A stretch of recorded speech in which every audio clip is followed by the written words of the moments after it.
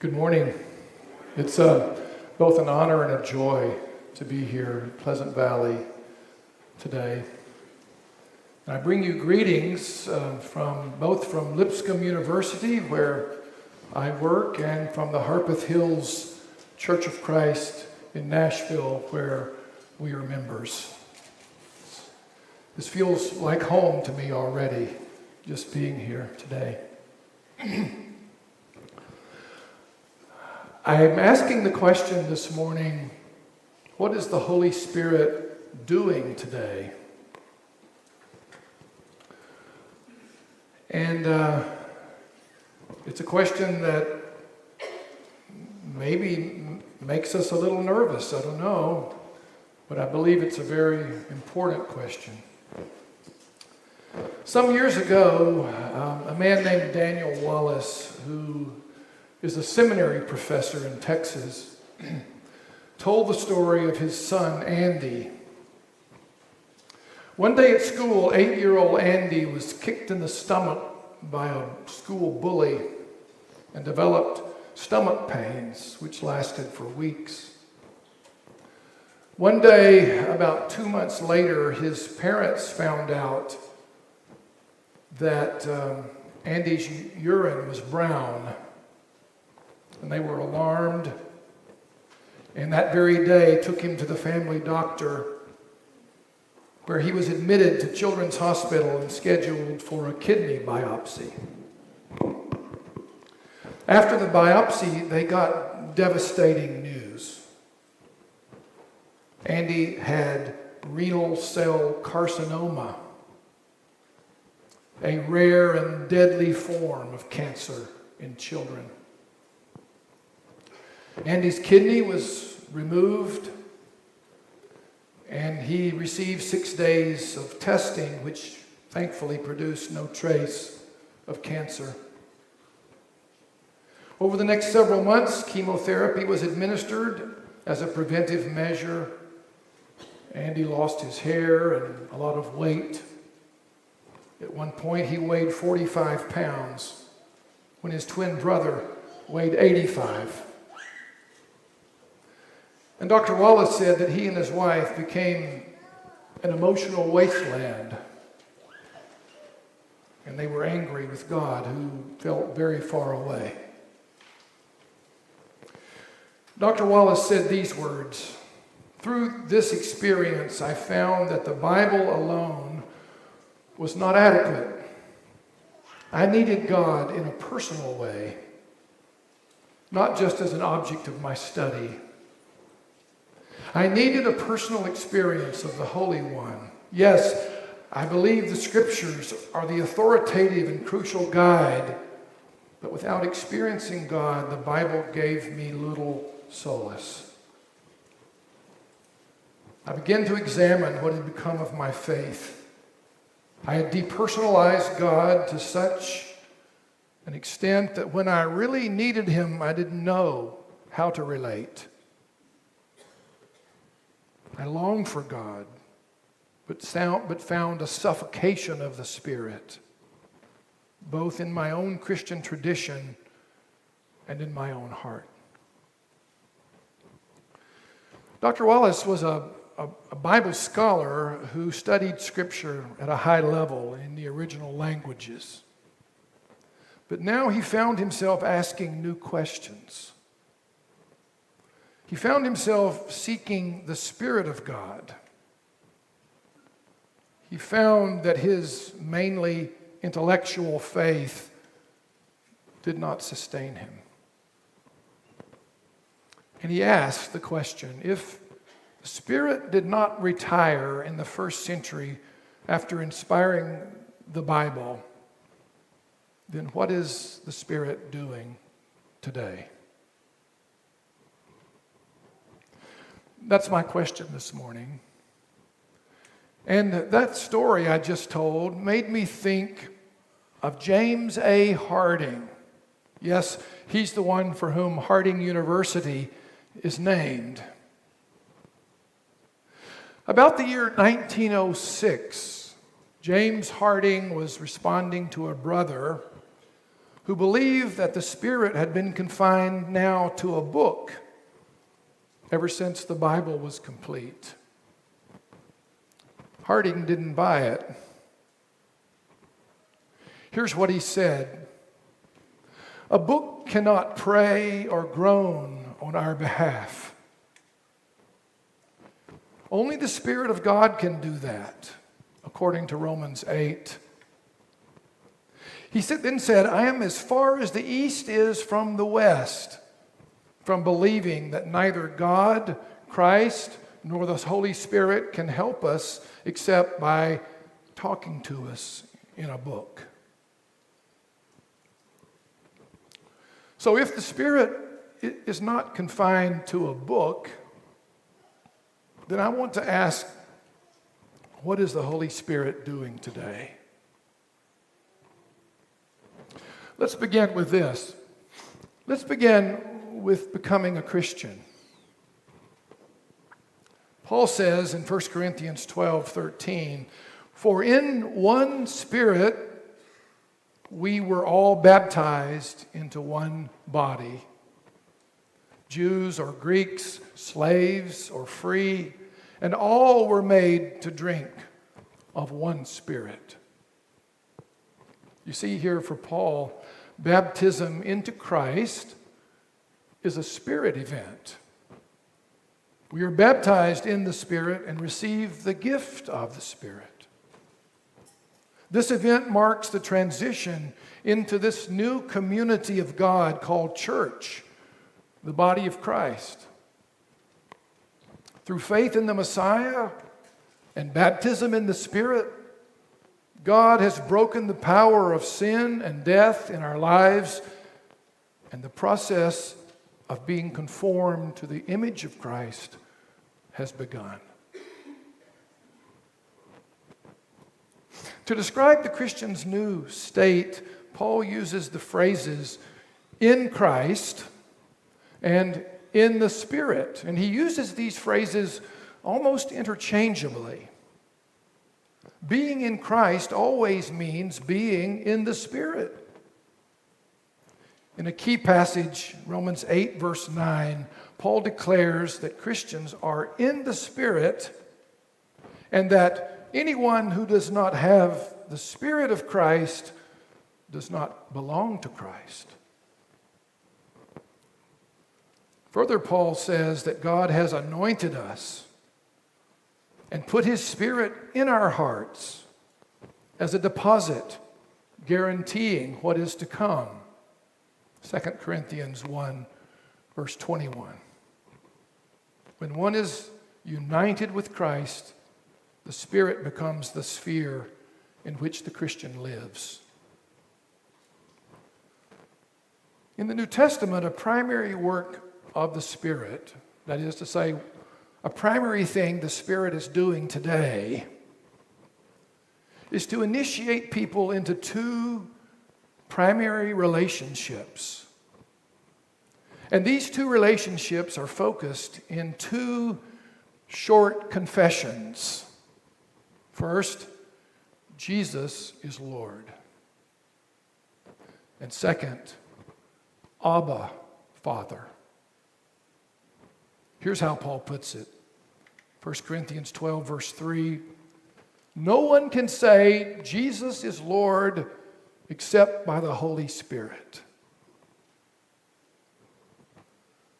And Galatians 4, verse 6. Because you are sons, God sent the Spirit of His Son into our hearts, the Spirit who calls out, Abba, Father.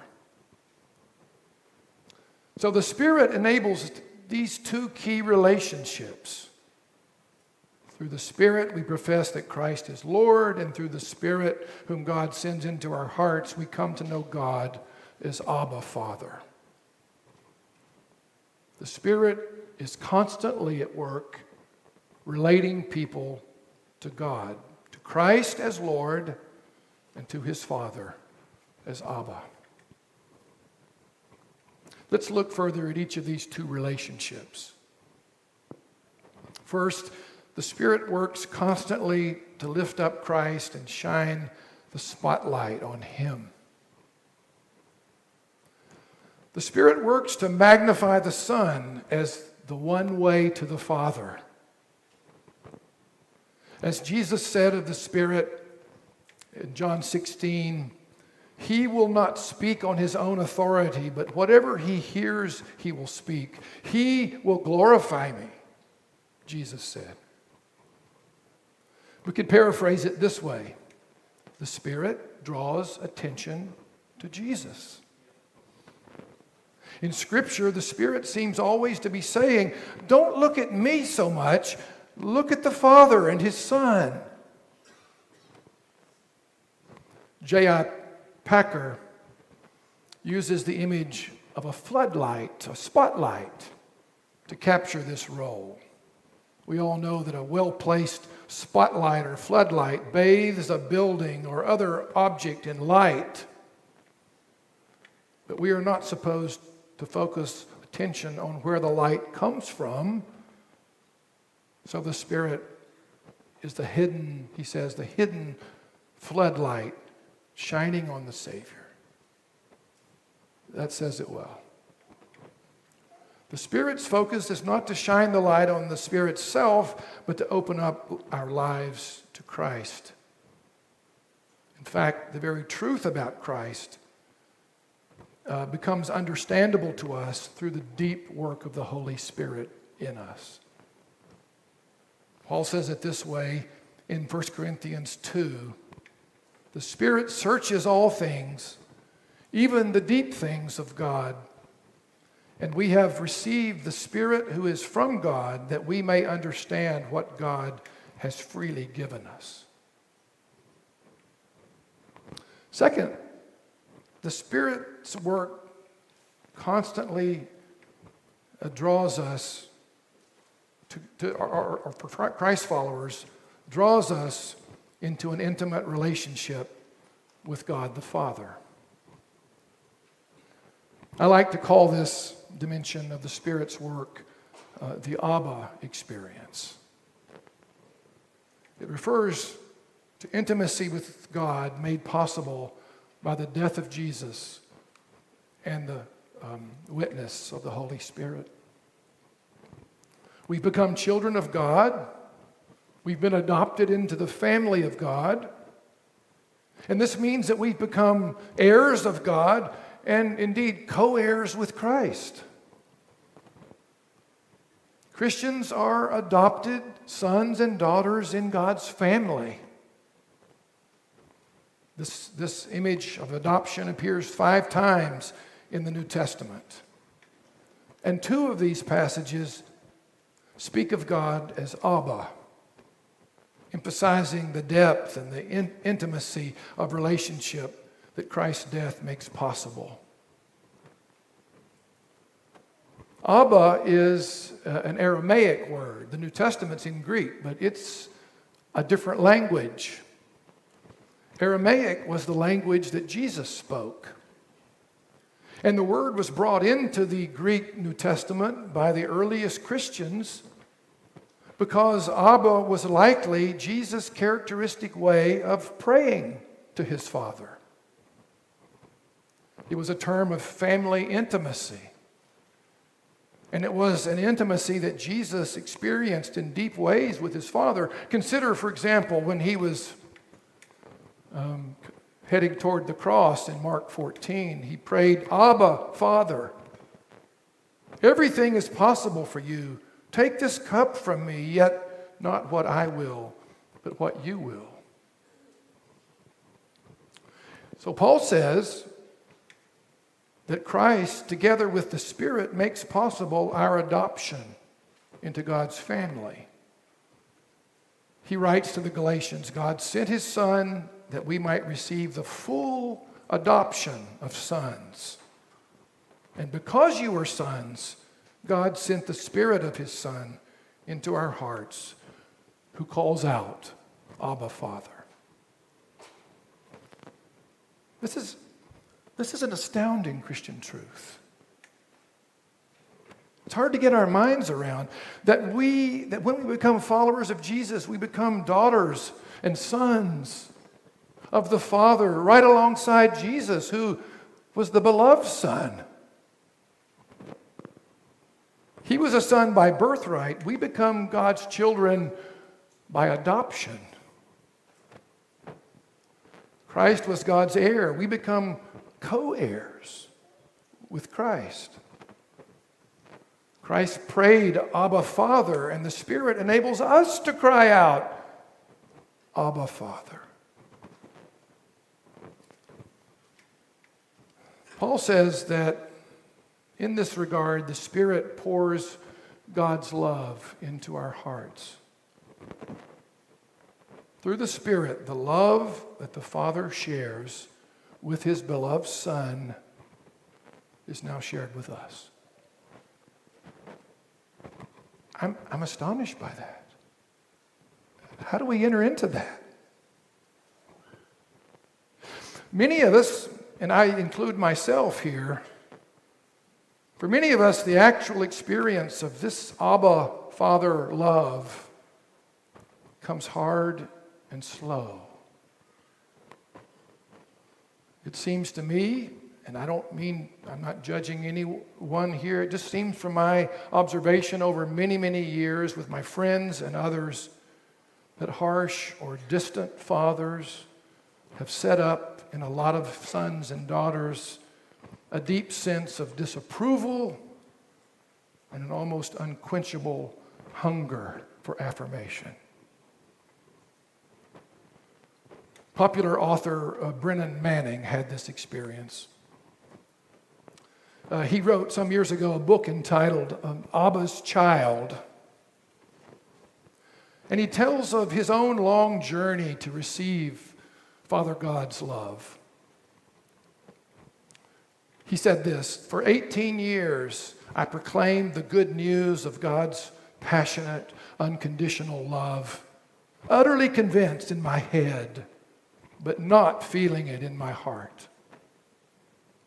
He says that during a season of spiritual collapse and desolation, he began walking with a counselor and a spiritual guide, and that in the 10th day of a retreat in the mountains of Colorado, he experienced, he says, a breakthrough. He said, through a flood of tears, Jesus removed the shroud of perfectionist thinking, and now, forgiven and free, I ran home, gripped in the depths of my soul, tears streaming down my cheeks. I finally felt all the words I had written and spoken about the relentless love of the Father. I leaped from simply being the teacher of God's love to becoming Abba's delight.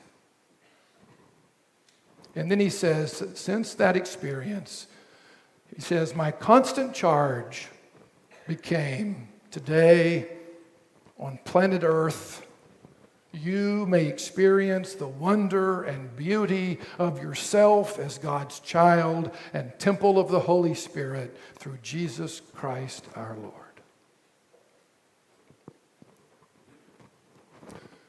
So what is the Spirit doing today? The Spirit enables us to profess the deep conviction that Christ is Lord. And even more, the Spirit is pouring God's love freely into our hearts so that we can experience an Abba relationship with the Father. I well know that for many of us, receiving this love is an ongoing struggle. We have hard and broken places in us. We feel, many of us, unworthy of such love. We don't measure up to such love. Perhaps we've even been taught that God doesn't relate to His children in such a deeply personal and intimate way. Let me tell you this morning. Paul says that the Christian life is that we live in the dispensation of the Spirit and thus can behold greater splendor, than Moses did. Moses veiled his face from the Lord's presence when he came down the mountain of Sinai. The temple also had a veil shielding people from God's presence. But Paul says that the Spirit of the Lord has removed the veil. Christians can enter the holy place and stand in the very presence of God. With unveiled faces, we can behold the glory of the Lord and in that presence be changed, he says, from one degree of glory to another. And he says this comes from the Lord, who is the Holy Spirit.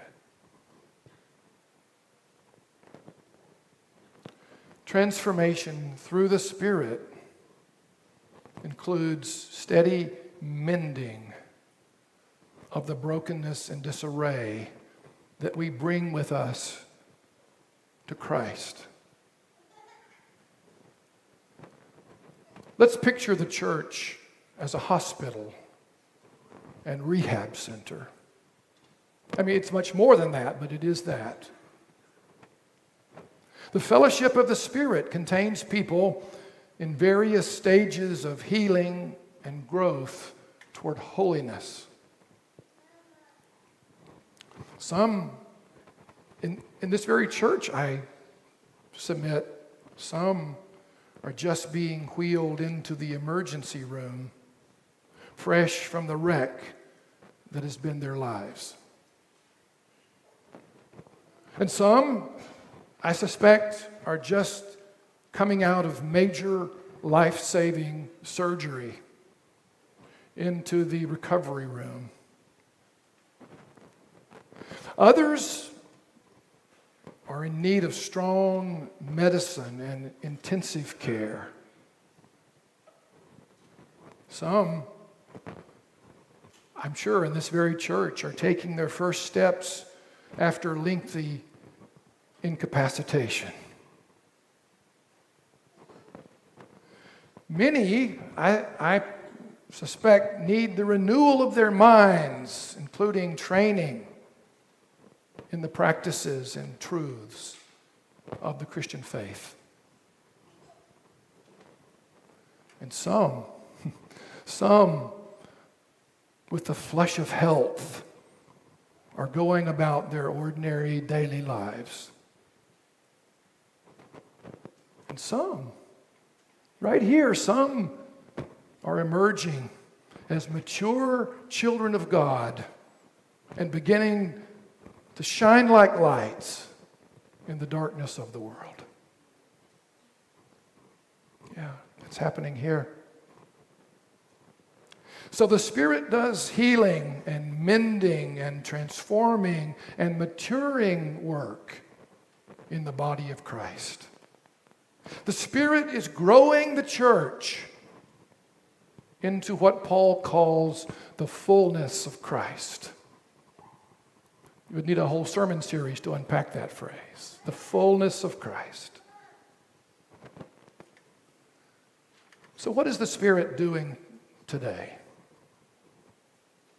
Let me say finally this morning that the Spirit continues to fill Christians as they serve the Lord.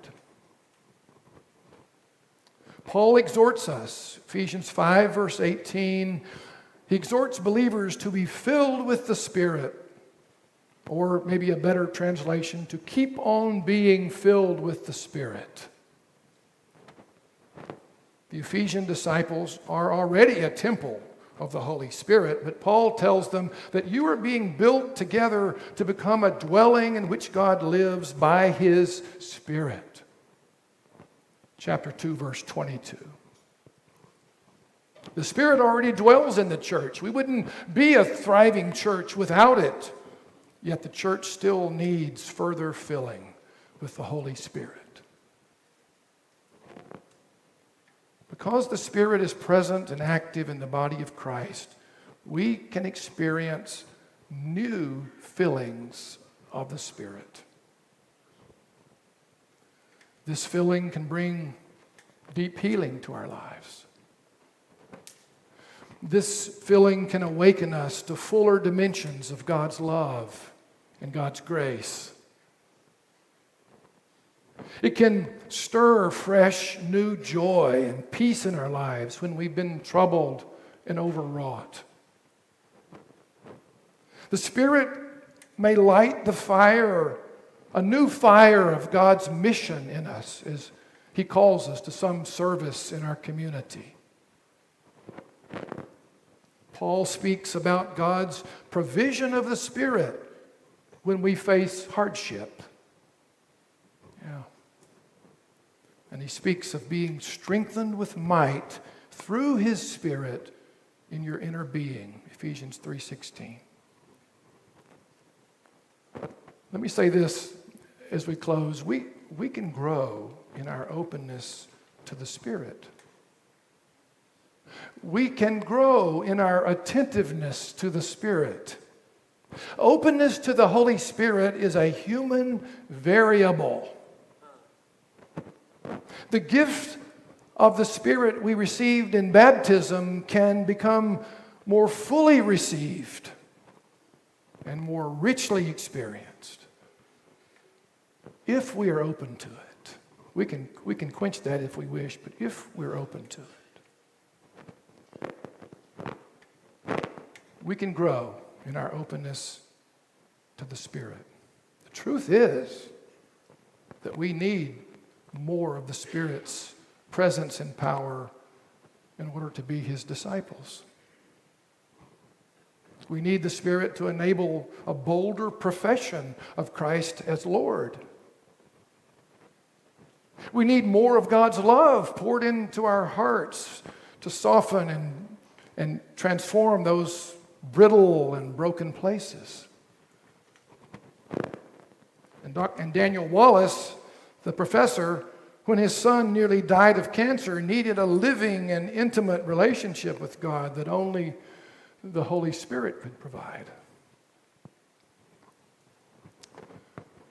What is the Spirit doing today? The Spirit is transforming believers into the likeness of the risen Christ with ever-increasing glory. Let me ask you finally to picture the Holy Spirit as an artist. Just try it in your mind. An artist, a painter of pictures. The artist's palette holds a wonderful array of colors. But the Spirit's one subject is Christ. The Spirit seeks to paint countless portraits of Christ on countless human canvases. So the Spirit takes what is our unique human qualities, yours and mine, sets us free from our fallenness and begins to transform us, to paint on us, so to speak, another portrait of Christ.